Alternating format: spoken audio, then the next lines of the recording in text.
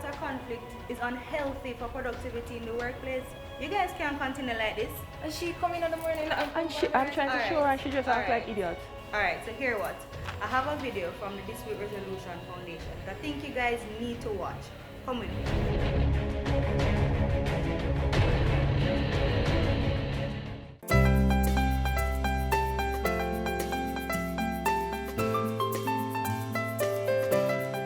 A conflict is at its most fundamental, a disagreement. Workplace conflict has a number of significant impacts. There's a cost to conflict at the workplace. So someone seeing a dispute between two employees or between employees and the employer being played out in public might be inconvenienced by what is happening, but they're unaware of what's the cost.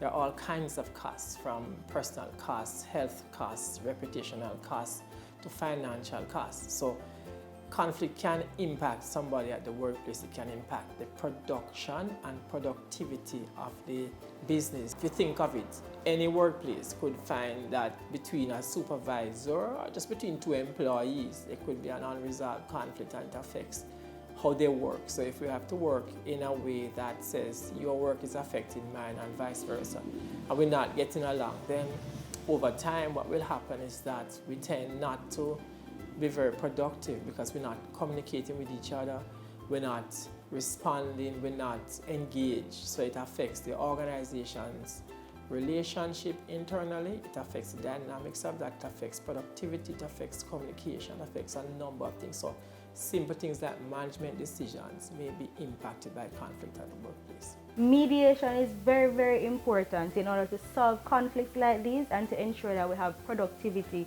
Conflict resolution is a very broad term used to describe different approaches to try and manage conflict when conflict occurs. So mediation is just one of those processes, a very structured process in which a neutral third party who is trained helps disputing parties to come to a resolution of their dispute. Now, at the workplace, that will be helping them to negotiate. So they may be unable to negotiate by themselves, so they may get somebody who is external to each of them to help them to resolve that dispute, and that person would play the role of a mediator. So guys, this is where I come in, to sit with you both and to discuss the issue further. But before we get to the meat of the matter, there is just one more point to note. Now, in order to do that, the mediator has to have some very effective communication skills. So how does the mediator communicate? And communicate in a way that includes both verbal and non-verbal, but at the same time interpreting what is it that the verbal and non-verbal cues that are coming from the parties. What are those cues saying? So the mediator has to be very effective at communication.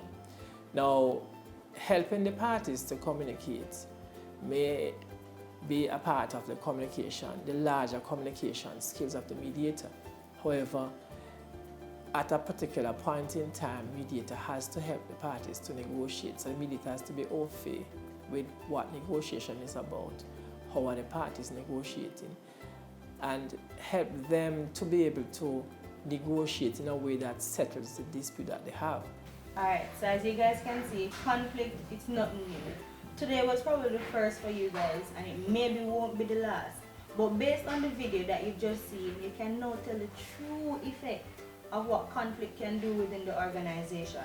So you see, it's very important for you to practice mediation and proper conflict resolutions.